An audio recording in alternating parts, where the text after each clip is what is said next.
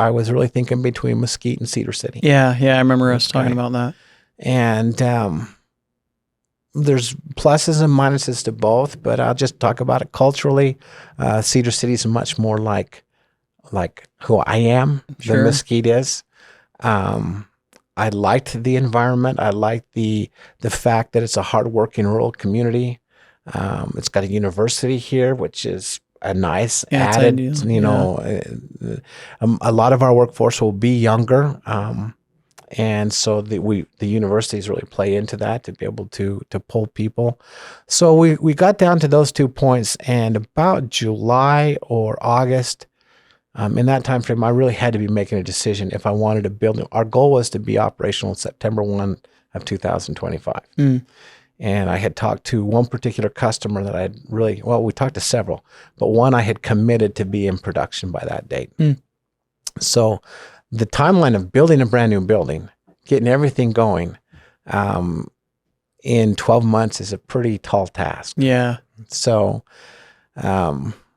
we finally got down to where I worked with the inland port, which is where you came in and looked at trying to receive some incentives there. And I won't say the incentives made the final decision, because in the big scope of things, they're immaterial. I mean, they're just a nice benefit.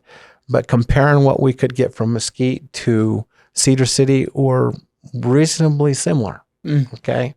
So you look at it and say, okay, that's nice. But we felt more welcomed here in the end. And just the environment, the culture of who and what Cedar City is. Yeah. So we determined, okay, here we go. We're gonna go to Cedar City. I had been looking at several parcels. We wanted to stay in the inland port, like I said. One of the big advantages to us long run will be the transloading facilities. There's 2 of them that have come in. I've stayed in touch with both of them, and we will bring in what you talked about earlier, the pellets, and we will actually pulverize it and make the powder ourselves. Oh, so I was going to ask that. That's interesting. I didn't know the day will come, we'll do that, and that's why the transloaders were important to us. We did that in Brigham City. We transloaded out of Salt Lake. And so there were a lot of reasons saying, look, this transloader's 5 miles down the road from where we ended up. Yeah. That's a lot different than, 80 miles into Salt Lake from Brigham City. Right, yeah. So there were things that we looked at and said, no, we're going to go to Cedar City.